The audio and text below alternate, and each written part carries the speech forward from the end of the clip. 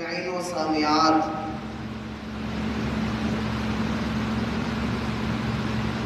اقوام عالم کی رہنمائی کے لیے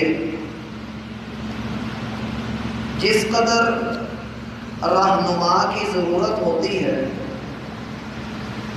اسی قدر اس بات کی اہمیت بھی رہتی ہی ہے کہ آپ کے پاس کوئی ایسا منشور ہونا چاہیے جو آپ کی زندگی کے دستور کی اصلاح کرے. اور منشور کسی بھی جماعت کا ہو، ہر پارٹی، ہر گروہ، ہر جماعت اپنے منشور کو چار چاند لگا کر دنیا کے سامنے پیش کرتے ہیں. کوشش اور تمنا یہ ہوتی ہے کہ ہماری پارٹی اور گروہ کے افراد زیادہ سے زیادہ ہوں، ہماری افرادی قوت زیادہ ہو، ہماری فنڈنگ سب سے زیادہ ہو، دنیا میں ہمارا نام ہو، ہمارا کام ہو اور لوگ ہمیں جگہ جگہ پر کھڑے ہو کے سلام کریں. اللہ رب العالمین نے انسان کے ساتھ ایک وعدہ کیا کہ اے انسان، تیری کوتاہی کی وجہ سے، تیری غلطی کی وجہ سے تو اپنے عظیم مقام سے نیچے اترا ہے.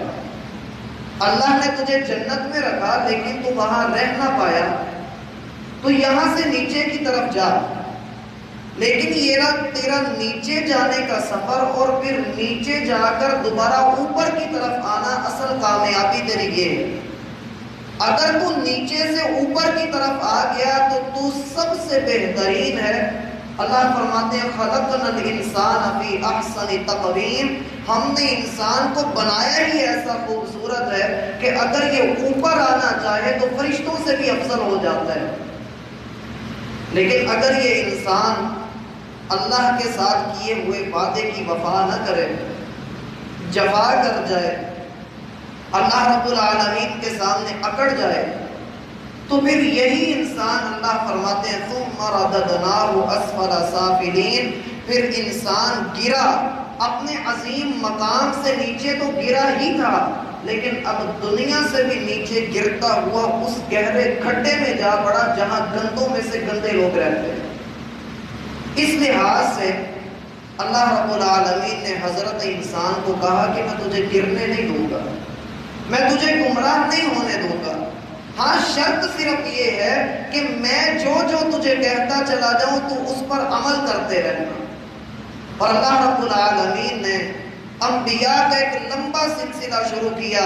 وَلَقَدْ أَرْسَلْنَا فِي كُلِّ قَرْيَةٍ مِّن نَذِيرٍ، ہم نے ہر بستی کے اندر ایک ڈرانے والا، ایک رسول، اپنا نبی، اپنا پیغمبر بھیجا کہ وہ جا کر لوگوں کو ڈرائے، اللہ کی خوشنودی والے کام سے آگاہ کرے، اور جن کاموں سے اللہ ناراض ہوتا ہے لوگوں کو جا کر اس کے متعلق خبر دے، لوگوں کے دستور حیات کو واضح کرے، اور لوگ اللہ کی دی ہوئی روشنی کی روشنی میں، اس تعلیم کی روشنی میں چلتے ہوئے اللہ رب العالمین کے دیے ہوئے اس مقام کے اوپر پہنچ جائیں جسے عام معنوں میں جنت کہا جاتا ہے، اور سب سے بڑھ کر یہ کہ وہ اللہ کی رضا حاصل کر سکے.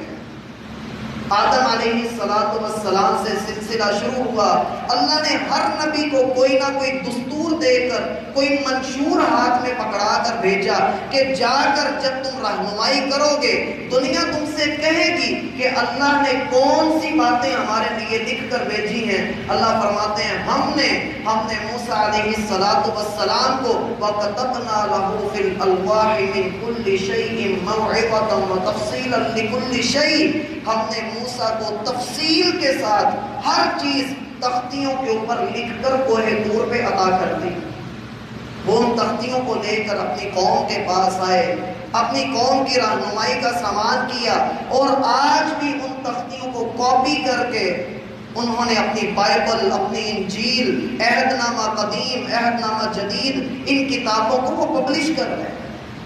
وقت گزرنے کے ساتھ ساتھ جب ان کتابوں کے اندر تحریف ہوتی گئی، ان کتابوں کی تعلیمات کو بدلا جانے لگا، اللہ رب العالمین نے 40 سال محمد الرسول اللہ صلی اللہ علیہ وسلم کی جب عمر ہو گئی حبب الیہ الخلا، آپ غار حرا کے اندر موجود تھے اور رسول اللہ صلی اللہ علیہ وسلم کے پاس ایک فرشتہ آتا ہے اور آ کر کہتا ہے اقرا، پڑھیے۔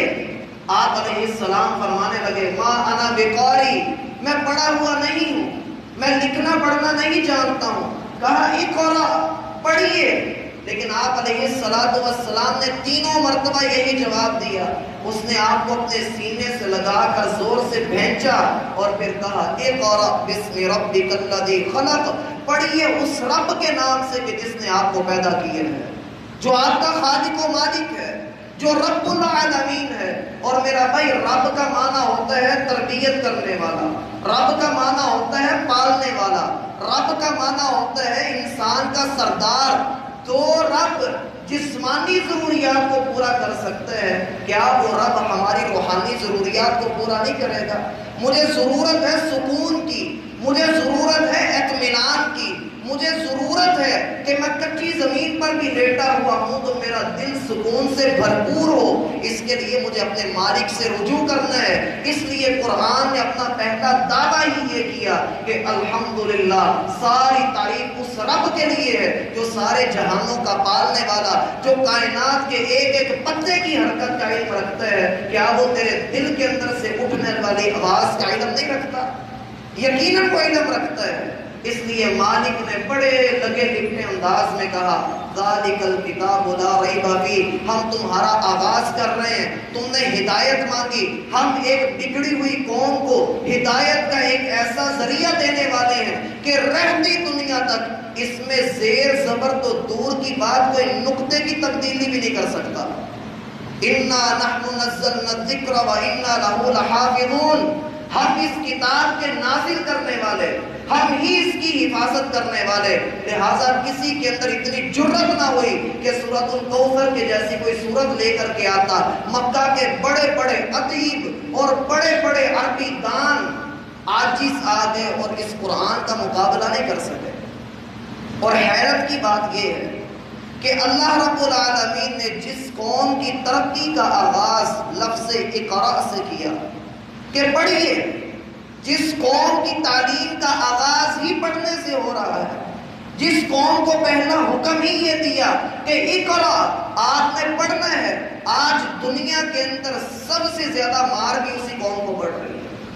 دنیا کے اندر سب سے زیادہ ذلیل اگر کسی کو ٹھہرایا جا رہا ہے تو ایک مسلمان کو ٹھہرایا جا رہا ہے۔ وجہ کیا ہے؟ رسول اللہ صلی اللہ علیہ وسلم فرماتے ہیں ان اللہ یرفع بہذا الکتاب اقواما، اللہ اس کتاب کی بدولت، اس کتاب کے بدلے میں، اس کتاب پر عمل کرنے کی وجہ سے، اس کتاب کو اپنا منشور بنانے کی وجہ سے، اس کتاب کے مطابق اپنی زندگی بسر کرنے کی وجہ سے اللہ کتنی لوگوں کو، کتنی قوموں کو عزتوں سے نواز دیتا ہے۔ وَيَضَعُ بِهِ آخَرِينَ، اور جو اس کتاب کو چھوڑ دیتے ہیں، جو اس کتاب کو پس پشت ڈال دیتے ہیں، اللہ ان سب کو ذلیل کر دیتا ہے۔ عام طور پہ ہمارے ہاں یہ مشہور ہے کہ قرآن کو پیچھا نہیں کرنا، اور ہم کرتے بھی نہیں۔ قرآن آگے پڑا ہوا ہو، ہم الٹے قدم واپس جاتے ہیں اور ہم قرآن کی طرف پشت نہیں کرتے ہیں۔ یہ ہمارا ایک انداز ہے۔ شریعت نے اس کے بارے میں کوئی اصول مقرر نہیں کیا کہ آپ قرآن کو دیکھ کر الٹے قدم چلیں گے، یہ ہمارا ایک انداز ہے۔ اللہ بہتر جانتا ہے کہ درست ہے نہیں، اللہ کے رسول صلی اللہ علیہ وسلم نے اس کے متعلق نہیں بتلایا، لیکن سورہ آل عمران کے اندر اللہ رب العالمین قرآن کو پیچھا کرنے والوں کا ایک انداز ضرور ذکر کرتے ہیں۔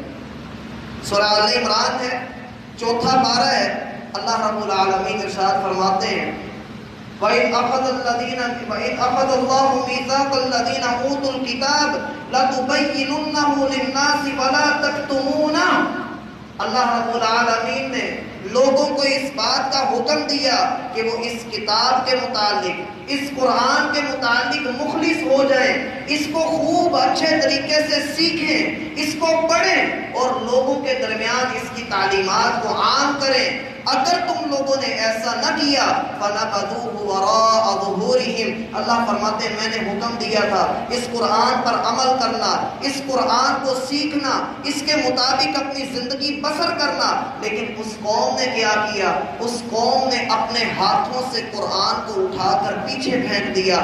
وَرَاءَ ظُهُورِهِمْ وَاشْتَرَوْا بِهِ ثَمَنًا قَلِيلًا، اور پھر اس قرآن کو پیچھے ڈال کر وہ دنیا کی دوڑ میں لگ گئے، حتیٰ زرتم المقابر، حتیٰ کہ قبروں کے منہ دیکھ لیے، لیکن دنیا کی ہرس، دنیا کا لالچ ان کے دلوں سے نہ نکلا۔ فَبِئْسَ مَا يَشْتَرُونَ، پھر دنیا کا جو کچھ بھی انہوں نے کمایا، اللہ فرماتے ہیں سب سے بدترین کمائی یہ کمائی ہے جو انہوں نے قرآن کو چھوڑ کر کمانے کی کوشش کی۔ اور رسول اللہ صلی اللہ علیہ وسلم کا فرمان ہے یتقارب الزمان، ایک زمانہ میری امت کے اوپر ایسا آئے گا لا یبالی الرجل، آدمی اس بات کی پرواہ کرے گا ہی نہیں کہ اس نے اپنا مال، اپنی کمائی، اپنی روزی، اپنی روٹی اس نے حلال ذریعے سے کمائی ہے یا حرام ذریعے سے کمائی ہے۔ ان اللہ یرفع بہذا الکتاب اقواما، اس قرآن نے مجھے اور آپ کو خبر دی تھی کہ یہ آپ کو حلال اور حرام کے رستوں کی وضاحت دیتا ہے، یہ آپ کو اندھیرے اور روشنی میں فرق کرنا سکھاتا ہے۔ زندہ اور مردے میں جیسا فرق ہے ایسا ہی میرا بھائی گمراہی اور ہدایت میں بھی بڑا فرق ہے۔ میں چاہوں کہ میں دنیا بھی لیتا رہوں، میں اپنی مرضی کے مطابق زندگی بھی گزاروں اور یہ قرآن بھی مجھ سے دور نہ ہو تو ایسا ممکن نہیں۔ اور پھر اس قرآن کا اعجاز کیا ہے؟ رسول اللہ صلی اللہ علیہ وسلم فرماتے ہیں خیرکم من تعلم القرآن وعلمہ، تم میں سب سے بہترین شخص وہ ہے، سب سے خیر والا، سب سے بڑھ کر اعلیٰ شخص وہ ہے جو اس قرآن کا سیکھنے والا ہے اور سکھانے والا ہے۔ اب اس قرآن کے اوپر اگر آپ غور کریں، میرا بھائی آج آپ کی توجہ نہیں ہے، توجہ کے ساتھ بیٹھیں ذرا، یہ توجہ کے ساتھ نہیں بیٹھے۔ رسول اللہ صلی اللہ علیہ وسلم کا یہ کہنا کہ یہ قرآن پڑھنے والا، پڑھانے والا، سیکھنے والا اور سکھانے والا، یہ دونوں ہی دنیا کی سب سے بہترین مخلوق ہے، سب سے اعلیٰ مخلوق ہے۔ اب اگر دیکھا جائے تو اس قرآن کا اعجاز دیکھیے، رسول اللہ صلی اللہ علیہ وسلم سب سے سچے انسان ہیں، اللہ رب العالمین پر حق ہے، اللہ نے جبریل کو حق دے کر بھیجا، جبریل بھی حق والے ہیں۔ اللہ رب العالمین نے اس قرآن کی بدولت جو جبریل، جو فرشتہ اس قرآن کو لے کر محمد الرسول اللہ صلی اللہ علیہ وسلم کے پاس آیا، اللہ نے اس جبریل کو اس قرآن کی بدولت فرشتوں کا سردار بنا دیا۔ اللہ فرماتے ہیں وَإِنَّهُ لَتَنزِيلُ رَبِّ الْعَالَمِينَ نَزَلَ بِهِ الرُّوحُ الْأَمِينُ عَلَىٰ قَلْبِكَ لِتَكُونَ مِنَ الْمُنذِرِينَ، اے محمد صلی اللہ علیہ وسلم یہ قرآن جو آپ کے رب العالمین کی جانب سے آپ پر نازل کیا جا رہا ہے، اس کو فرشتوں کا سردار روح الامین جو اس قرآن کی بدولت فرشتوں کا سردار بن گیا۔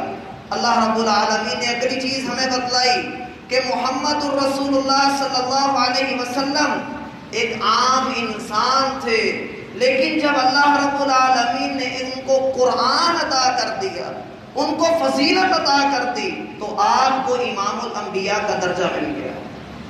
آپ مہینوں کو دیکھیے، سال کے 12 مہینے ہیں، لیکن 11 مہینوں کی وہ فضیلت نہیں جو رمضان کی فضیلت ہے۔ وجہ کیا ہے کہ قرآن اس میں نازل ہوئے۔ سال کی 365 راتیں ہیں، آپ ساری راتوں کی فضیلت ایک طرف رکھیے، لیلۃ القدر کی فضیلت کو ایک رکھیے۔ مالک فرماتے ہیں انا انزلناہ فی لیلۃ القدر، ساری راتوں کی فضیلت ایک طرف رکھ دو اور اس قرآن کی بدولت ملنے والی لیلۃ القدر کی فضیلت ایک طرف رکھو کہ 1000 مہینے سے افضل رات اللہ نے وہ رات بنا دی کہ جس میں قرآن کو نازل کیا گیا۔ تو میرا بھائی کیا خیال ہے آپ کا؟ اگر ہم اپنے اوپر قرآن کو لے کر آئیں گے، قرآن پر عمل کریں گے، کیا اللہ کے ہاں ہماری کوئی قدر نہیں ہوگی؟ یقیناً بڑی زیادہ قدر ہے. اسی لیے تو رسول اللہ صلی اللہ علیہ وسلم نے واضح طور پہ کہا خیرکم من تعلم القرآن وعلمہ، تم میں سب سے بہترین، سب سے اعلیٰ شخص وہ ہے جو قرآن سیکھتا ہے اور قرآن سکھاتا ہے. ہمیں اس قرآن کے متعلق علم حاصل کرنا ہے. اگر نہ کیا تو میرا بھائی کوئی بھی اٹھ کر، کوئی بھی اسلام کا دشمن اٹھ کر ہمیں اس قرآن سے دور کر دے، اس کی تعلیمات کے متعلق ہمیں دھوکے میں ڈال دے، پھر اللہ فرماتے ہیں ما غرک بربک الکریم، اے انسان کس چیز نے تجھے تیرے رب کے متعلق دھوکے میں ڈال دیا؟ انسان اللہ کی پہچان نہ حاصل کرے. رسول اللہ صلی اللہ علیہ وسلم کا فرمان ہے لا حسد الا فی اثنتین، لوگوں رشک کرنا ہے تو دو آدمیوں پر کرو. کسی کی طرف دیکھ کر تعریف کرنی ہے تو دو آدمیوں کی کرو. رجل علمہ القرآن، ایسا شخص کہ جس کے پاس قرآن کا علم ہے، جو قرآن کا جاننے والا ہے، جسے معلوم ہے کہ قرآن کی ادائیگی کیسے کرنی ہے، قرآن کو کیسے پڑھنا ہے، کیسے اس کی تلاوت کرنی ہے. آج ہمیں یہ معلوم نہیں ہوتا کہ تا اور سین میں فرق کیا ہے. اللہ کی قسم اس کی مثال لیجئے. ہم نماز میں پڑھتے ہیں وَتَبَارَكَ اسْمُكَ سین کے ساتھ، اس کا معنی ہے اے اللہ تیرا نام سب سے زیادہ بلند ہے، اور یہی صحیح معنی ہے. لیکن اگر ہم سین کا صحیح مخرج نہیں نکالتے، ہم تیزی میں پڑھتے ہیں وَتَبَارَكَ اسْمُكَ اور سین کی صحیح طرح سے ہم ادائیگی نہیں کرتے ہیں، ہم سین کی جگہ سا پڑھ جاتے ہیں، تو میرا بھائی اس کا معنی بنے گا اے اللہ تیرا گناہ سب سے بلند ہے. نعوذ باللہ من ذالک. اگر ہم قرآن کو تجوید کے ساتھ نہیں پڑھ رہے، اللہ کی قسم آج سے آپ 5-6 سال پیچھے چلے جائیں، لوگ ایچ کو ایچ پڑھا کرتے تھے، آج ایچ پڑھا جاتا ہے، زیڈ کو زی پڑھا جاتا ہے، اور اگر کوئی زی کو زیڈ کہہ دے، ایچ کو ایچ کہہ دے، ہم اس کی طرف یوں گھوری ڈالتے ہیں کہ پتہ نہیں اس نے کتنی بڑی غلطی کر دی. اور اللہ کے بندے جس کو قرآن کے تلفظ کا علم نہیں، جو قرآن کو صحیح طور پہ ادا نہیں کر رہا، اللہ کے رسول کا فرمان ہے من لم یتغن بالقرآن فلیس منا، جو قرآن کو تجوید کے ساتھ نہیں پڑھتا، اس کے حقوق نہیں ادا کرتا، اس کا ہم سے کوئی تعلق ہی نہیں. ہماری زندگیاں گزر گئی لیکن ہم نے اس قرآن کے اوپر غور نہ کیا، ہم نے اس کے متعلق سوچا نہ کہ الحمدللہ رب العالمین نے ہا کو کیسے ادا کرنا ہے، را کو کہاں موٹا کرنا ہے، عین کا مخرج کیا ہے. میرا بھائی ان باتوں کو آپ کہو کہ نہیں مولوی نے یاد کرنی ہے، تو پھر اللہ نے کتاب بھی مولوی کو دی ہے کیا؟ اللہ نے تو کتاب آپ کو بھی دی، مولوی کو بھی دی. جہاں اس کو منع ہے کہ اس نے جھوٹ نہیں بولنا، وہاں آپ کو بھی منع ہے کہ آپ نے جھوٹ نہیں بولنا. جہاں اسے منع ہے کہ چوری نہیں کرنی، چوری آپ نے بھی نہیں کرنی. کسی ایک شخص کی طرف یہ قرآن نہیں بھیجا، اللہ نے ہر انسان کی طرف اس قرآن کو بھیجا ہے. پھر جو اس کا حق ادا نہیں کرتا، جو اس کو نہیں لیتا، جو اس کے متعلق غور و فکر نہیں کرتا، اس کی بڑی سزا ہے، بہت بڑی سزا ہے. اور رسول اللہ صلی اللہ علیہ وسلم پر اترنے والا قرآن بتلاتا ہے یعلمون ظاہرا من الحیات الدنیا، دنیا کی ہر چیز کا علم اس کے پاس موجود ہے، ہر چیز کے متعلق جانتا ہے. نہیں پتا تو قرآن کا نہیں پتا، نہیں پتا تو اللہ کے دین کا نہیں پتا. آپ دیکھ لیجئے ہماری اسی مجلس کے اندر کتنے افراد ایسے ہیں جن کو قرآن کی آیات کی تعداد کا علم نہیں، کتنے ایسے ہیں جن کو قرآن کے رکوعات کا علم نہیں، کتنے ایسے ہیں جن کو یہ معلوم نہیں کہ قرآن کی جو صورتیں مجھے آتی ہیں، قل هو اللہ آتی ہے، انا اعطیناک الکوثر آتی ہے. میرا بھائی کوثر کے صرف 45 معنی علماء نے بیان کیے ہیں. ہم اگر اسی کے اوپر غور کریں پھر ہم کہتے ہیں کہ معاشرے کے اندر بڑی گمراہی ہے. ہم نے قرآن کو سیکھا کتنا ہے، ہم نے قرآن کا حق کتنا کو ادا کیا ہے. ابی بن کعب رضی اللہ عنہ، فضیلت سنیے گا، ابی بن کعب قرآن کے قاری ہیں. رسول اللہ صلی اللہ علیہ وسلم نے بلایا اور کہا ابی اللہ کہہ رہا ہے، ترمذی کی روایت ہے، ابی اللہ کہہ رہا ہے کہ ابی کو بولو قرآن پڑھے، اللہ سننا چاہتا ہے. اللہ چاہتا ہے کہ ابی قرآن پڑھے اور اللہ سنے. ابی کہنے لگے اللہ کے رسول کیا اللہ نے میرا نام لے کر کہا ہے؟ کہا ہاں اللہ نے تیرا نام لے کر کہا ہے کہ ابی مجھے قرآن سنا. ابی کہنے لگے اللہ کے رسول کون سی سورت سناؤ؟ کہا 30ویں پارے کی سورۃ البینہ کی تلاوت سناؤ. اور ابئی رونے لگ گئے کہ احکم الحاکمین اللہ نے میرا نام لیا ہے۔ میرا بھائی اس قرآن کے ساتھ جڑیے، واللہ آپ کو عزتوں سے نوازے گا۔ اور اگر آپ چاہتے ہیں کہ آپ کوئی گناہ چھوڑیں، ایک گناہ آپ سے چھوٹ نہیں رہا ہے، آپ محنت کرنا چاہ رہے ہیں لیکن آپ چھوڑ نہیں پا رہے، میرا بھائی کثرت سے قرآن کی تلاوت کرنا شروع کر دو، کثرت سے قرآن کو لے لو، اللہ کی قسم آپ کا ہر گناہ چھوٹ جائے گا، ہر چیز ختم ہو جائے گی۔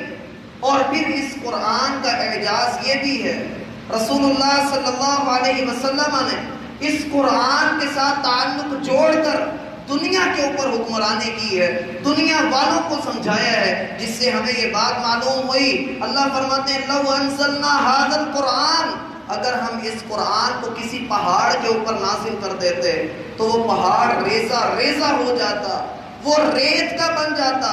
کس وجہ سے؟ کہ اللہ کا قرآن اس قدر وزنی بوجھ ہے کہ اس کو اٹھانا جان جوکھوں کا کام ہے، لیکن انسان نے اگر اس کو اٹھایا ہے، میرا بھائی اس کی تعلیم کے اوپر عمل کیجیے۔ ہم نے یاسین کی فضیلت سنی، سورہ رحمان کی فضیلت سنی، سورہ مزمل کی فضیلت سنی، میرا بھائی بڑی فضیلتیں، بڑا کچھ لوگوں نے بیان کیا، 5 سورہ ہم نے پڑھی بھی ہیں۔ میرا بھائی کبھی سورۃ الواقعہ کا ترجمہ پڑھنے کا اتفاق ہوا ہو؟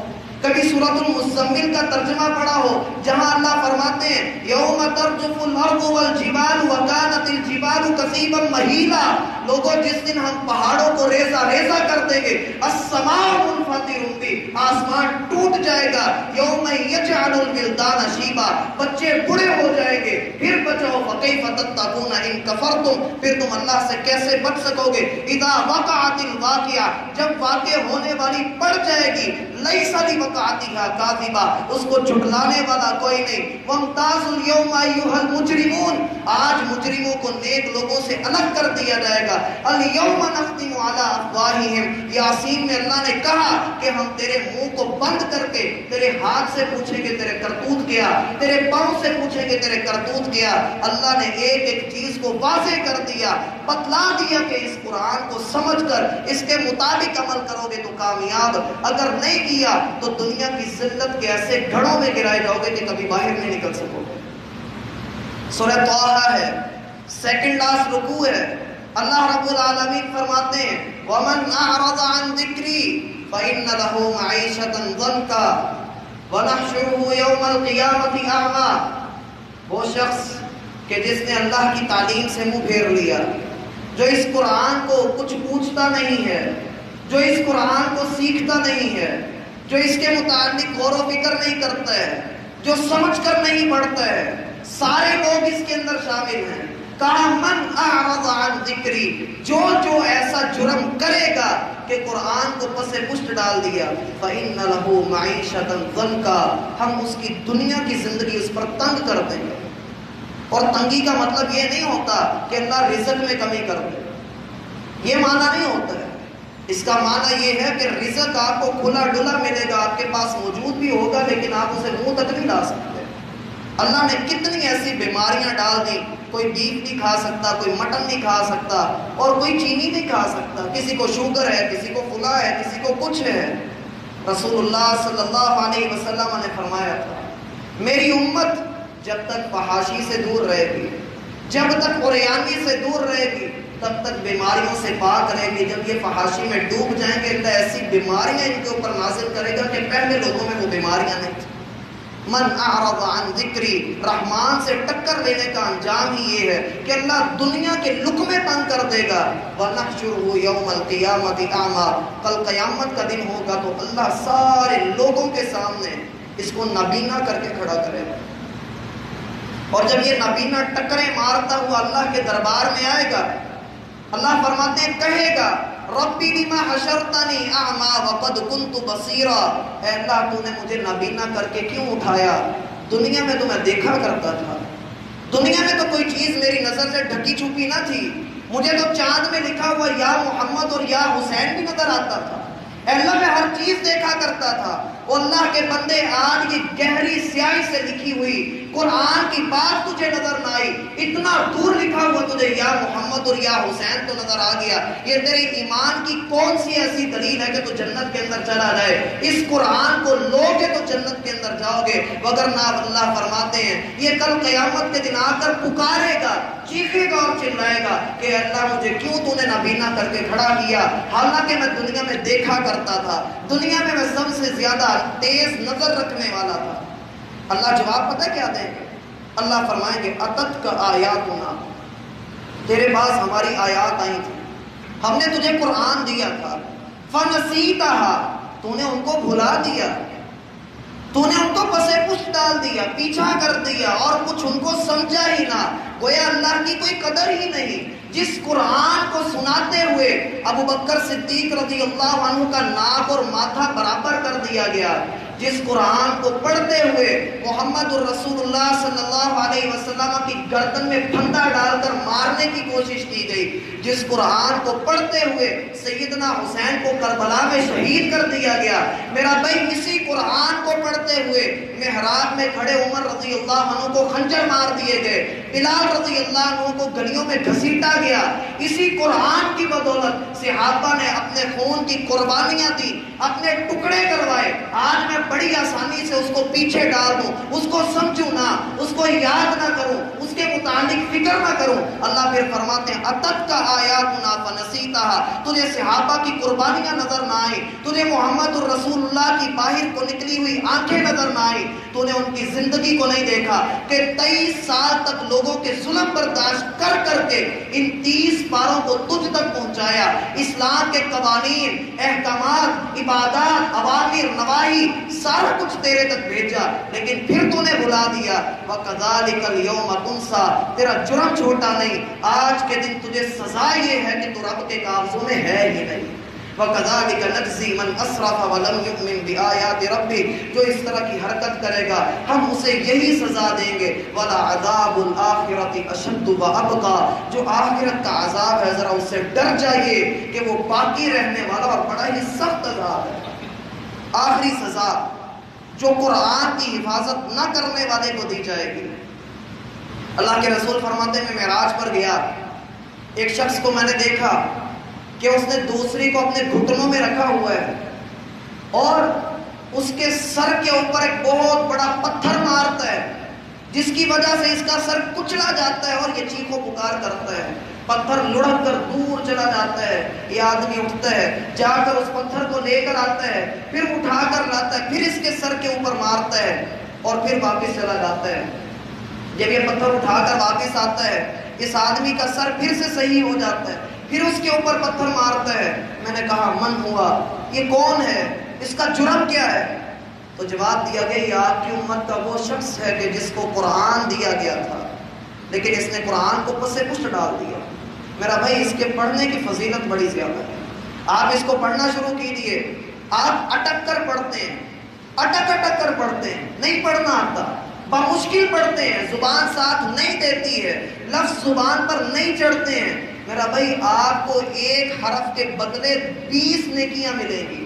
اور جو قراء حضرات ہیں جو اچھے طریقے سے قرآن کی تلاوت کرتے ہیں ان کے لیے ایک حرف کے بدلے 10 نیکیاں ہیں، اور جو اس قرآن کا علم سیکھنے کے لیے اپنے گھر سے نکلتا ہے، رسول اللہ صلی اللہ علیہ وسلم فرماتے ہیں فرشتے اس کے قدموں میں اپنے پر بچھا دیتے ہیں، سمندر کی مچھلیاں اس کے لیے دعائیں کرتی ہیں، اور چیونٹیاں اپنے بلوں میں اس کے لیے مغفرت کی دعائیں کرتی ہیں، اور جب یہ لوگ اللہ کے کسی گھر میں اکٹھے ہو جاتے ہیں فرشتے ان کو ڈھانپ لیتے ہیں، اللہ کی رحمت ان کے اوپر نازل ہوتی ہے، اور وہ لوگ جب اللہ کی کتاب سیکھ کر فارغ ہو چکے ہوتے ہیں تو فرشتے ان کو پیچھے سے آواز لگاتے ہیں قوموا مغفورا لکم، یہ اٹھ کر اپنے گھروں کو جاتے ہیں تو اس حال میں ہوتے ہیں گویا آج ہی دنیا کے اندر آئے، پلے میں کوئی گناہ رہتا ہی نہیں ہے۔